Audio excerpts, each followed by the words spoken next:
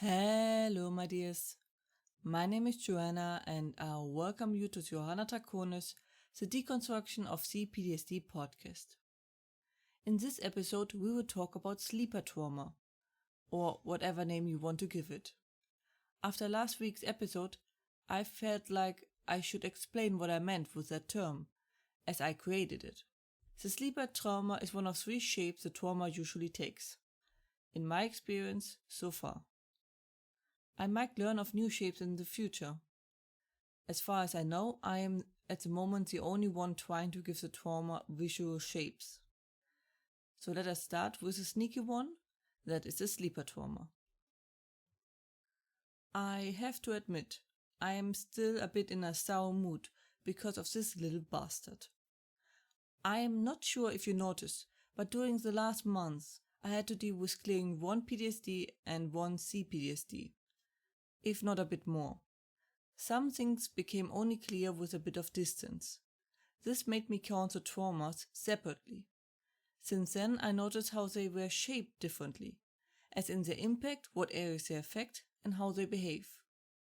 I had mentioned that the first big revelation to me was that the trauma isn't one big block, but has many minor smaller parts that can be taken out one by one, which is the baseline of how all of this works. But the more I talked with other people and helped other people with their trauma and revisiting my own, I realized there are significant difference between the traumas. The other two I likely revisit next week. This week is about the sneaky one, that flies under most radars and is extremely hard to pinpoint. It is a trauma that just scratches you, but it is never enough that you can justify any action. So, first we talk why I call it sleeper trauma, and then how we can try to find it. This trauma truly behaves like a sleeper agent, which is why I called it that way.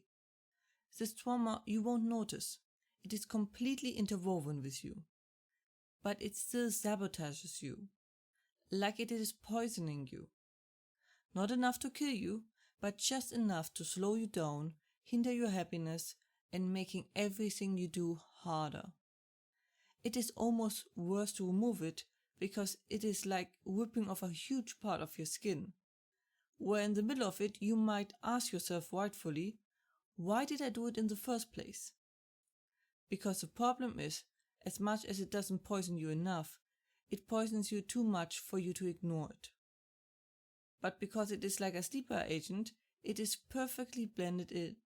And if you don't start looking for the sleeper agent, you never find it. The sleeper trauma is shape-wise pretty much completely flat. Unlike the deep-cut, severely traumatic experiences are, this one follows the rule of death by 1,000 cuts, who barely cut at all.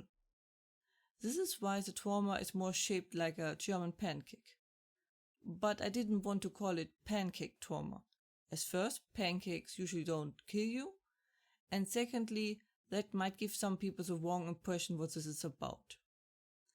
It is about you suffering for a very long time from many light hidden attacks that weave this trauma that now later in life still makes you suffer, and you can pinpoint at one thing as a reason why you feel how you feel. So, how do we find it? It is, as just described, hard to find and sadly rather subtle. It also doesn't have the classic trigger with flashbacks and the like. It is not a lot of emotions stacked up, because it is many small things. Therefore, you will rarely get an emotional outburst for it, and also the symptoms are rather different for this one. It is hard to give general leads on this trauma, but there are few things. For me, the most clear one is following the trace left by tears. What do I mean by that? You might have already run into that, but is there a specific topic, music, theme, scene, or the like that makes you cry? Like that tears streaming down your cheeks of way, and you feel a kind of very deep sadness, almost overwhelming? It can be a completely normal thing to cry for, like a goodbye scene or any tragic scene or the like. In general, if a specific setting, theme, whatever keeps making you reliably cry, that means there's something buried. You might want to start digging. The other ways are less clear. But I also would go with the memories that somehow seem to keep popping in your head. They are usually not special. It might even appear completely ordinary. But they keep popping up in your memory. Seems often always kind of random. But somehow you keep seeing it. Maybe it even rubbed you the wrong way. The best way remains to be alert and just watch out for unusual behavior. I recently saw an ad for designer brand face masks. Obviously fake. Still, it is a thing here. People start designing their products with masks now, and others create masks fitting for each outfit. So now, besides fitting your shoes, handbag, and so on, you now also can match your face mask fitting to it. Not sure what to think about that trend, but at least people finding creative ways to deal with it. It is at the moment pretty much impossible to get fabric masks, since they became law and proven very effective. As it was to be expected. The statement of the WHO Emergencies Director doesn't inspire much hope. Dr. Mike Ryan said that the virus might never go away, as did others, and we would just have to adapt to it, like we did with the others. I have to say, I fear so too, especially since we already got 3 different strands. It will, of course, never be as chaotic at the start, with the lockdowns and the like. And of course there will be medications.